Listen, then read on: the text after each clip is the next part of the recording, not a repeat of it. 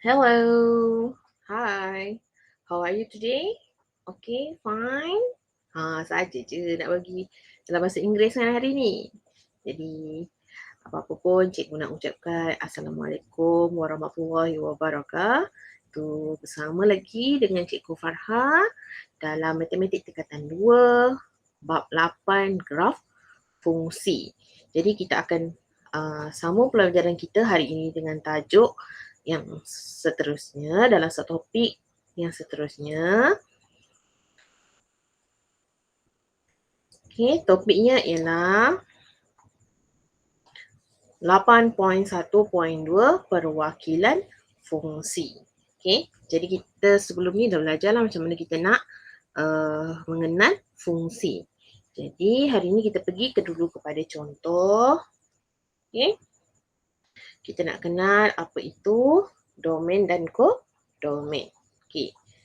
Darjah di bawah menunjukkan fungsi f yang memetakan x kepada punca kuasa x yang ditulis sebagai fx sama dengan punca kuasa x. Jadi dia beri dekat sini ada satu rajah anak panah yang menunjukkan fungsi. Jadi fungsi ni ialah hubungan satu kepada satu. Okey. Jadi sebelah P ini kita dah tahu, okey, dia merupakan input. Okey, ini ialah input. Jadi Q ini ialah output. Okey. Jadi dalam erti kata mudah, input ini ialah domain. Okey, input ini ialah domain. Manakala output ini ialah kodomain. Simple, mudah je lah. Ini just maksudnya dia input ni domain, output kodomain. Okey. Jadi kat bawah ni dia ada penerangan. Set P sama dengan 9, 16, 25 dan 36 ialah domain. Jadi ini ialah domain semua sekali ni. Dan unsur-unsurnya dinamakan objek. Mana unsur? Ini unsur. Unsurnya yang berada di dalam domain tu. Ni unsur dia. 9 unsur, 16 unsur, 25 unsur dan 36 juga ialah unsur. Unsur ini kita namakan sebagai objek. Okey. Namanya sebagai objek. Okey. Kemudian set Q sama dengan 1, 3, 4, 5, 6 ialah kodomain. Unsur-unsur dalam set Q dihubungkan kepada objek dalam set P dinamakan sebagai image. Okey. Mana nak dapat image ni? Image ni datangnya daripada, awak tengok anak panah daripada domain ni. So 9 pergi kepada nombor 3. So ini 3. Kemudian 16 pergi kepada nombor 4. 25 pergi kepada nombor 5 dan 36 pergi kepada nombor 6. Jadi ini ialah image. Okey. Satu ini bukan image sebab bukan image. Okey, bukan image sebab dia tak ada anak panah yang pergi kepada dia.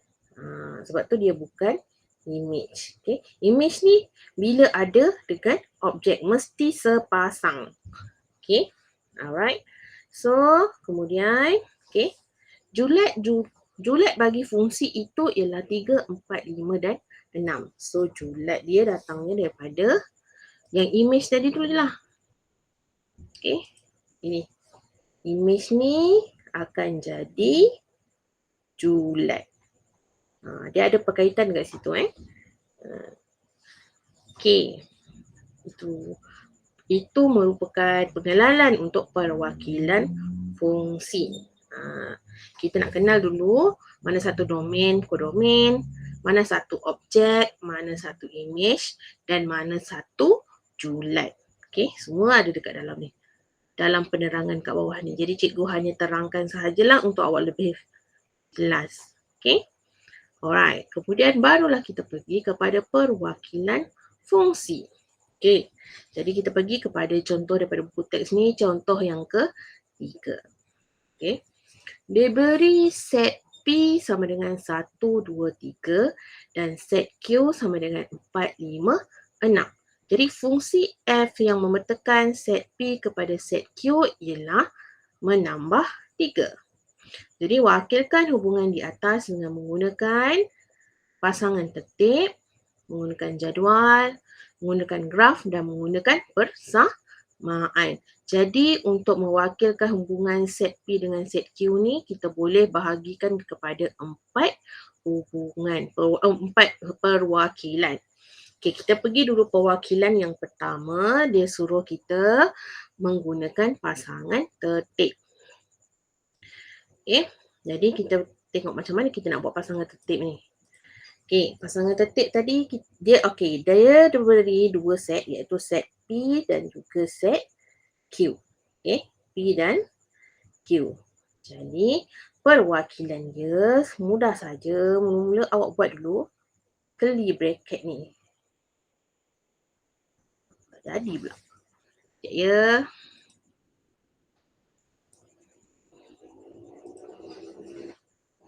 Buat dulu curly bracket. Okey, kemudian koordinat yang pertama ataupun mula sekali awak buat dulu kurungan. Jadi dalam kurungan ni yang pertama, satu pasangannya ialah nombor 4. Jadi 1,4. Okey, kemudian koma lagi. Sebab kita kena buat pasangan lain pula. Jadi pasangan yang kedua apa dia? Ya, 2 pergi kepada 5. Okey, so 2, 5. Okey, dan last sekali pasangannya ialah 3, 6. Okey, lepas tu tutup pakai curly bracket juga. Dah siap. Okey, dah siap. Oh, yeay. Mudah kan pasangan tertib ni? Hanya tentukan pasangannya sahaja. Okey? Okey. Kemudian kita pergi kepada yang bawah ni. Okey, dia kata wakil hubungan menggunakan jadual. Jadi, untuk buat jadual, mudah aja. Set apa? Set apa dia beri? Set P dan Q. Masuk dalam kotak. Okey, kemudian dalam set P ada 1, 2, 3. Dalam set Q ada 4, 5, 6. Okey, nampak? Dia pasangan juga. So 1, 4, 2, 5, 3, 6. Siap? Yeay. Okay.